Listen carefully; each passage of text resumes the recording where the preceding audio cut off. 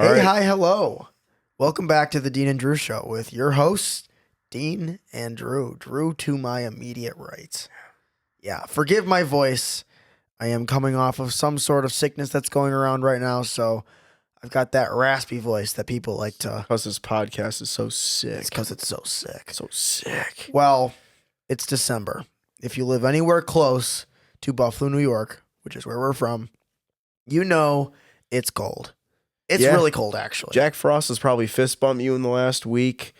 Chestnuts are indeed roasting on open fires. The Shire breeze has been replaced with the festive air, The festive air, the holiday breeze, the holiday breeze. the It's here. the jolly wisp of air. And It's here. you either love this season or you hate it, I think. I think December is like a little golden age period. I think a Yeah. lot of people like it. I mean, it's kind of hit or miss. Sometimes the holidays are tough for people. But I think majority of people can agree that this is a jolly time of year. This is a great time of year. And I think it's all about perception because it is tough for people who maybe have nobody out there, or if you lost a loved one, or I don't know, if you had some sort of traumatic experience on Christmas one year or something. Like, I get it. But But it's But- Christmas, you know what I mean? Like, and for those who celebrate, obviously, it's a fantastic time of year. It's actually a really good thing to end the year on. Like, yeah, even there's a lot of people out there who maybe aren't like devout Christians or Catholics that still love Christmas. And actually, I feel like most people are that way. A good chunk of people are be like, yeah, Yeah. I don't know how I feel about this Christianity thing, but I like Christmas. I like Christmas a lot. And it's like the only holiday out there that you spend a whole month celebrating, kind of, and like Yeah. anticipating. There's really no other holiday that you celebrate year round that you anticipate Yeah. leading up to it for the full month. So for this episode, we wanted to take a little break from our stuff that we've talked about the last couple of episodes and just talk about our favorite holiday memories, our stuff that we look forward to, and hopefully you guys can kind of relate to some of this stuff. I always think that Christmas Eve is underrated. Christmas I Eve really is do. they always say that anticipating something is actually you feel better than the actual thing. Like the anticipation of something is more enjoyable, or you get more from it than the actual experience most of the time. It's kind of like athletes who spend their entire life maybe working towards the Olympics or the Super Bowl, and then they get to that point and it's like, what's left? You know what I mean? Yeah. Not that, because Christmas is a year on year on year thing, but I'm going to go ahead and say it. I think that Christmas Eve is better than Christmas. I really do, because it's like, Christmas Eve is almost like Christmas, but for like a full day. Like Christmas, for some people, for us anyway, a lot of the time, it kind of ends at like noon. You know, Yeah. we wake up, we open all of our gifts, our uncle spends the holiday with us, and we get to hang out with our uncle all day, but we don't have family in town really. So we're all No. kind of together all day, and all of our other friends are doing their stuff. So we just kind of open our gifts, enjoy breakfast, and hang out. But Christmas Eve, like, it's like the apex of all the holiday cheer. it is. It's all in the air. Like if you light a match in a room, it'll explode with holiday cheer. Yeah. Like Christmas Eve, you've got the anticipation. We usually watch a Christmas movie. Yep. Mom makes a fantastic dinner. We go to church. We go to church that night. That's a fantastic way to get in the spirit. By It the really way. is. And then Christmas, it's leading up to Christmas Day. It's kind of like the most exciting Christmas gets, I think. Yeah. Because it's also like, sometimes it's like a white Christmas. So you've got the snow falling. It's dark outside. It just doesn't get any better than Christmas Eve.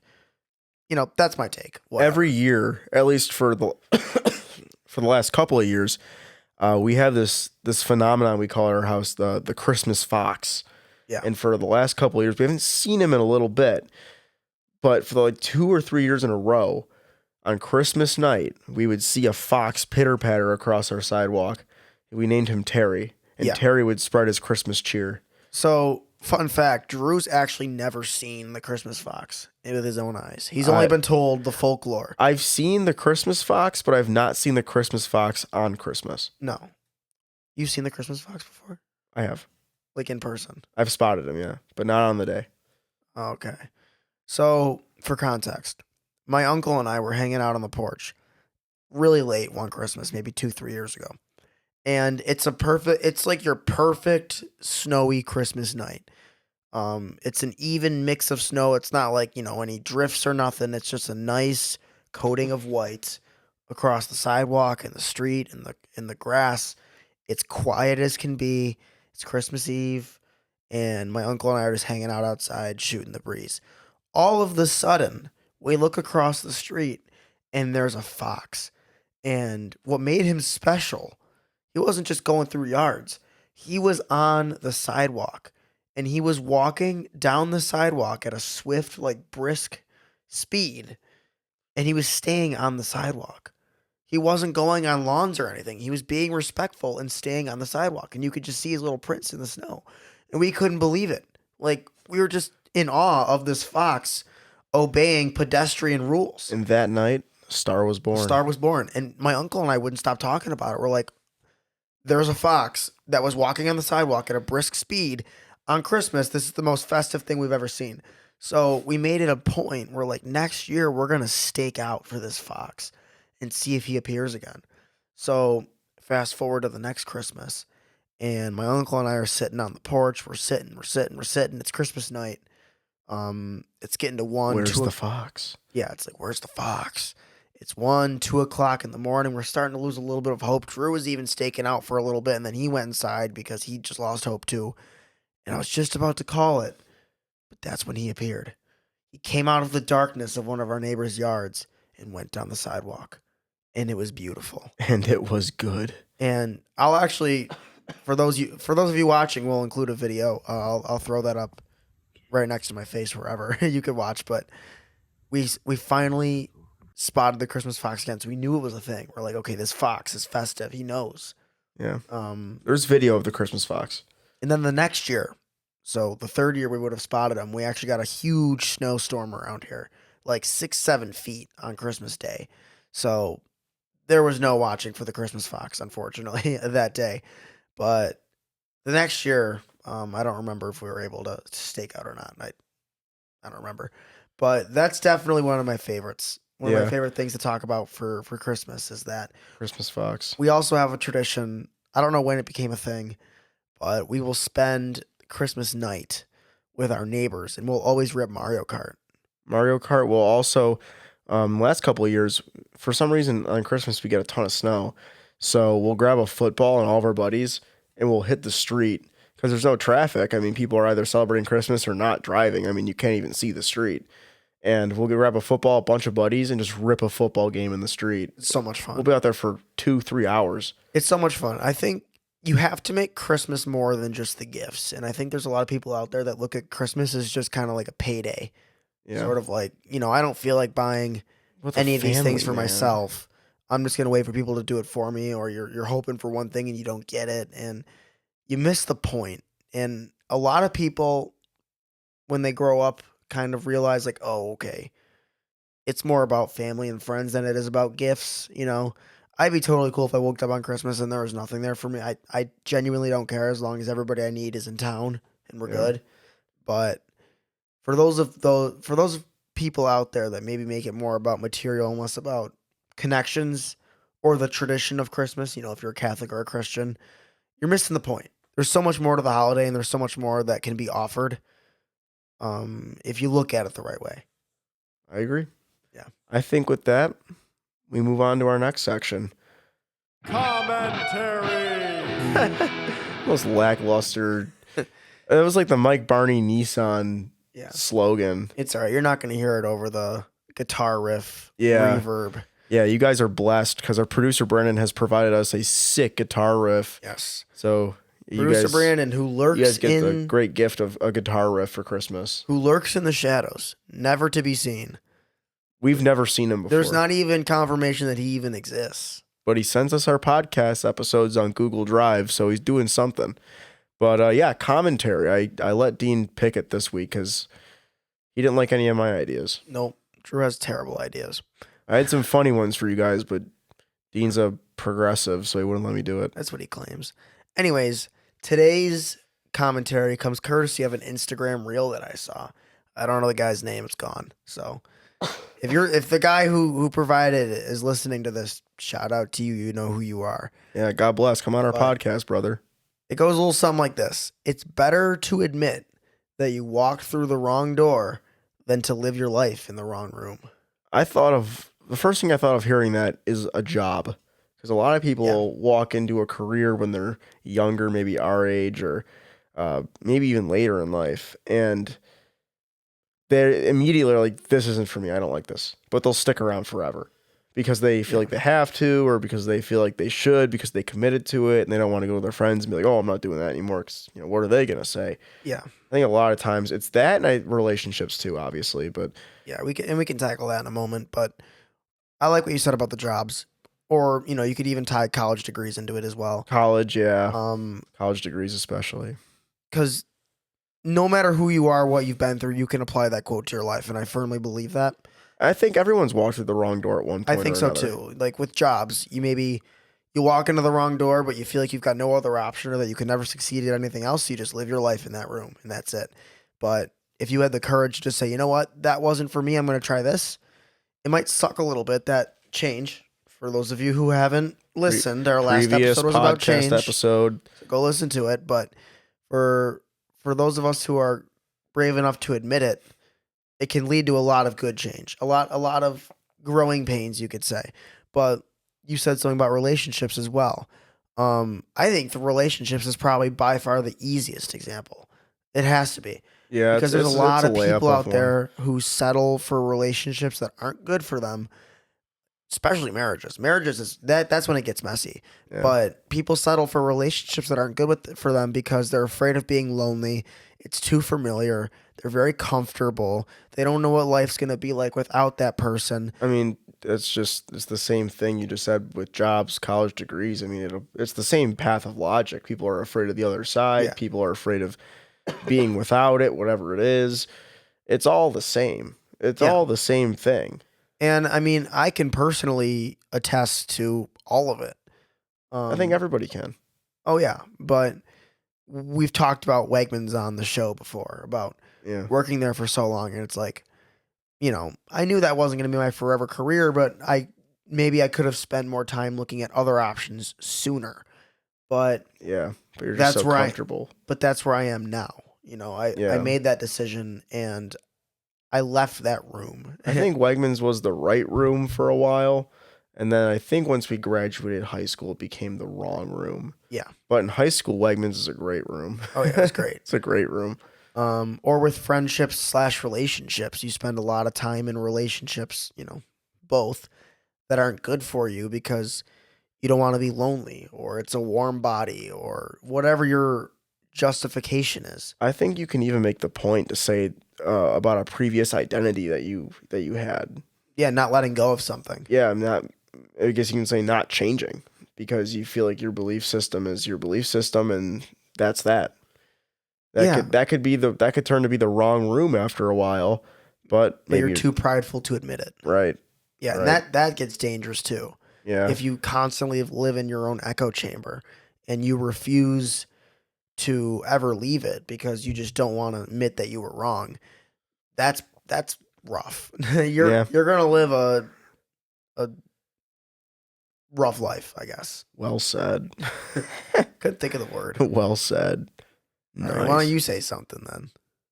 You're gonna have a rough life if you. All right, live like that was pretty good. That was pretty good. Well, yeah. So I guess the moral of the story is do a little pulse check here. Yeah. Do you think you're in the right room?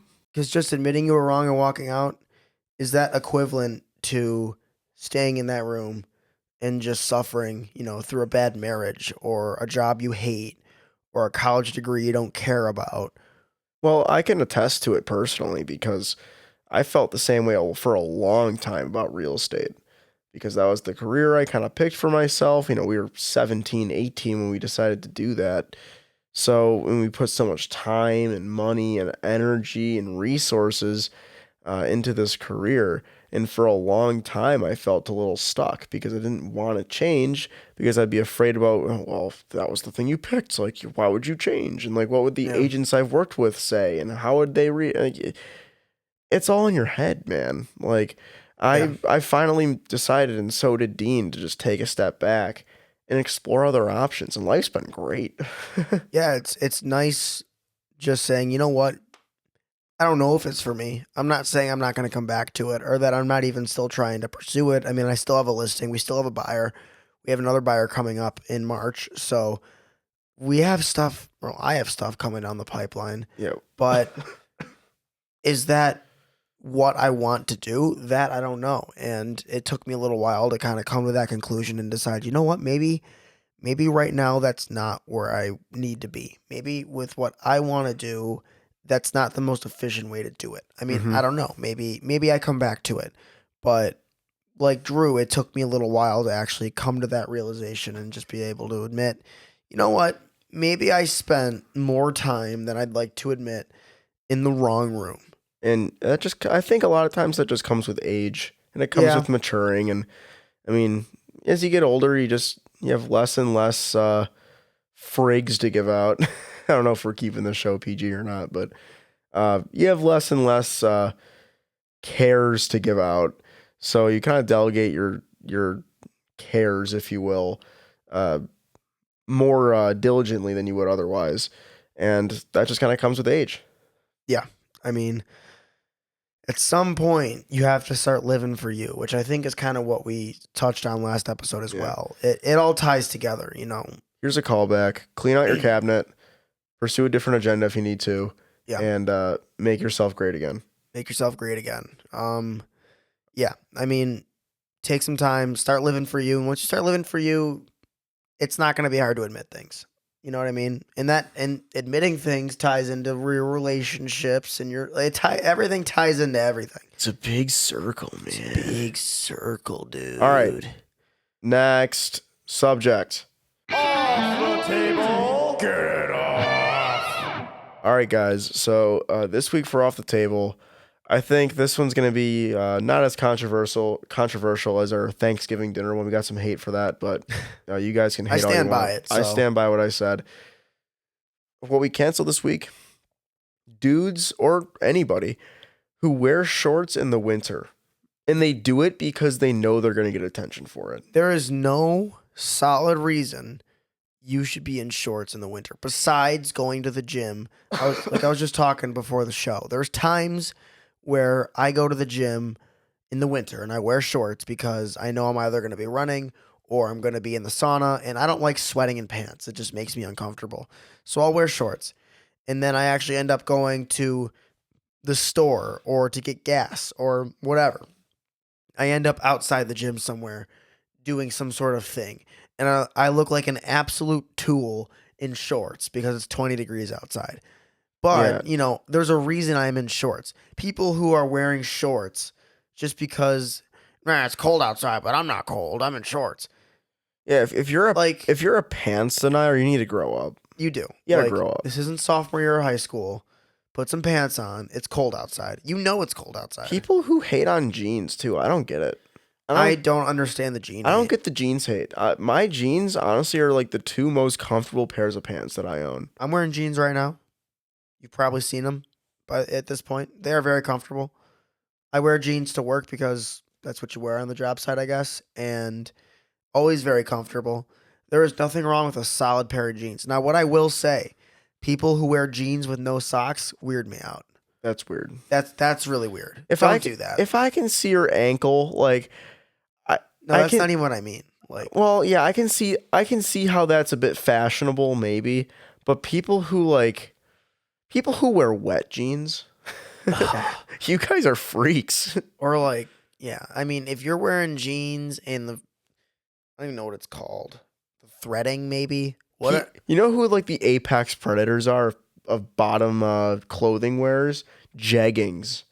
If you wear jeggings, like Navy SEALs are afraid of you.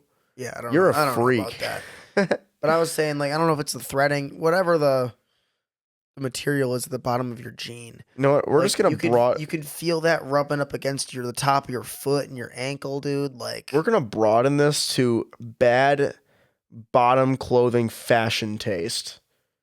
People who just don't have any fashion taste or awareness. Yeah. When it comes to the bottom half of their body. If you can tie it in, man. But look, you can broaden it if you want. My dudes takes in super skinny jeans. My takes are shorts in the winter and jeans with no socks. Both situations, there's no good reason to be doing it. If you took the time to put a pair of jeans on, you had time to put socks on too. There is no situation where you shouldn't have socks on with jeans. And I stand by it. I agree. I think high socks with pants is a must. I think it's an absolute must. Like what you're doing right now kind of freaks me out. For those of you who can't see, I'm wearing ankle socks with my jeans. We'll cue the broader thing here. You can take a look at me. This is the proper way to do things. You can see right here how the sock and the pant meet. You can see over here how You can see a little bit of ankle, but you know what? it freaks because you can. I know that cuff is rubbing up against your ankle. It's not. I don't feel it. You're lying to me. I'm not. I don't feel it. You're freaking me out. Yeah, well, stay freaked. I don't really know what to tell you. I know somebody out there is matching my freak, and I know I'm going to get hate for ankle socks, but I stand by it. I think ankle socks with shorts is perfect. I think ankle socks are the universal sock. I think ankle socks with shorts are perfect. I think you need high socks with pants. I know one person who agrees with me, and that's Brett Witkowski. Brett's not going to listen to this, but I know he agrees with me. Yeah, well, there's a Christmas idea for you. You can, If any of you guys, any of our 3 listeners want to send me more high socks, I actually need them. So shout out. But yeah, take the advice from me because I clearly know what I'm talking about and Dean doesn't. So yeah. Well, there you go. I think that. There you go. For anybody listening out there, if you have a relative who wears ankle socks and it makes you just as upset as it makes Drew with me wearing ankle socks, there's a Christmas idea for you. Also, you'll think of me and then listen to the podcast if you think of me. Well, I think that just about does it for today. Yeah. Yeah, I'm getting tired of this. Once again, thank you everybody who tunes into this and listens. We really appreciate every single one of you. And Absolutely. if you would be so kind, it would mean the world. And I mean that genuinely, if you would scroll down and leave a 5-star review. You don't even have to write anything. Just tap the 5 stars. It literally Close out of takes the app. nothing. It's as easy as putting socks on when you wear pants, guys. Yep. It's that easy.